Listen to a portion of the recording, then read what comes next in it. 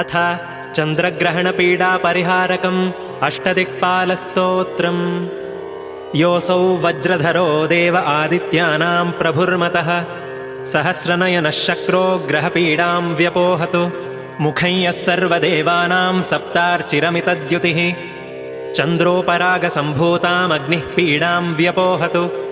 यः कर्मसाक्षी जगतां धर्मो महिषवाहनः यमश्चन्द्रोपरागोत्थां ग्रहपीडां व्यपोहतु। रक्षो गणाधिपः साक्षी नीलाञ्जनसमप्रभः खड्गहस्तो निर्ऋतिश्च ग्रहपीडां व्यपोहतु। नागपाशधरो देवः सदा मकरवाहनः सजलाधिपतिर्देवो ग्रहपीडां व्यपोहतु। प्राणरूपो हि लोकानां साक्षात् कृष्णमृगप्रियः वायुश्चन्द्रोपरागोत्थां ग्रहपीडां व्यपोहतु। योऽसौ निधिपतिर्देवः खड्गशूलगदाधरः चन्द्रोपरागकलुषं धनदो मे व्यपोहतु। योऽसाविन्दुधरो देवः पिनाकी वृषवाहनः चन्द्रोपरागपापानि सनाशयतु शङ्करः। त्रैलोक्ये यानि भूतानि स्थावराणि चराणि च ब्रह्मविष्ण्वर्करुद्राश्च दहन्तु मम पातकम्।